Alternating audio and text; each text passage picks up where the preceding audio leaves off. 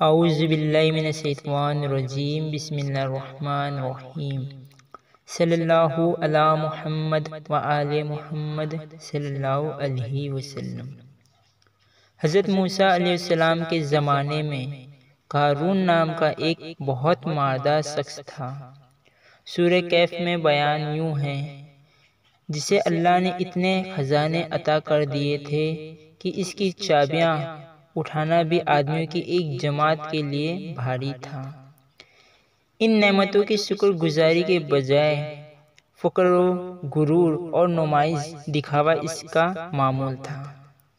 اس کا کہنا یہ تھا کہ یہ مال اس کی دولت و صلاحیت کی بنا پر ملا ہے۔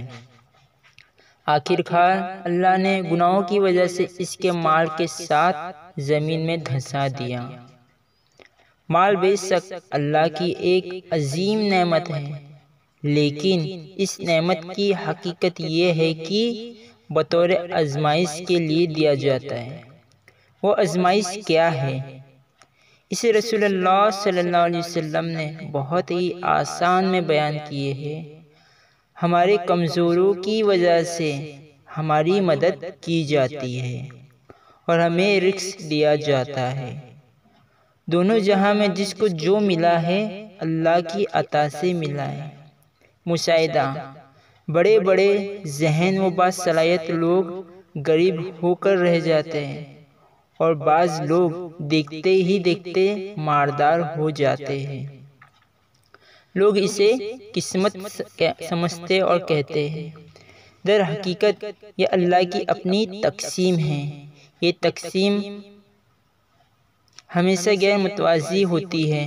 اس کے ذریعے اللہ یہ دیکھنا چاہتا ہے کہ پیسے والے لوگ مال پا کر قارون بنتے ہیں یا پھر رسول اللہ صلی اللہ علیہ وسلم کے ارشاد کے مطابق یہ جان لیتے ہیں کہ مال ضعیفوں کی وجہ سے ملا ہے۔ جو لوگ قارون بنتے ہیں ان کا انجام بھی قارون جیسا ہوتا ہے، اور جو لوگ اسے عطائے الہی سمجھ کر غریبوں میں تقسیم کرتے ہیں وہ رسول اللہ صلی اللہ علیہ وسلم کے ساتھ ہوتے ہیں۔ انشاءاللہ اے اللہ ہمیں وہ مال عطا فرما جو رسول اللہ صلی اللہ علیہ وسلم کے ساتھ کرے، نہ کہ قارون کے ساتھ۔ آمین۔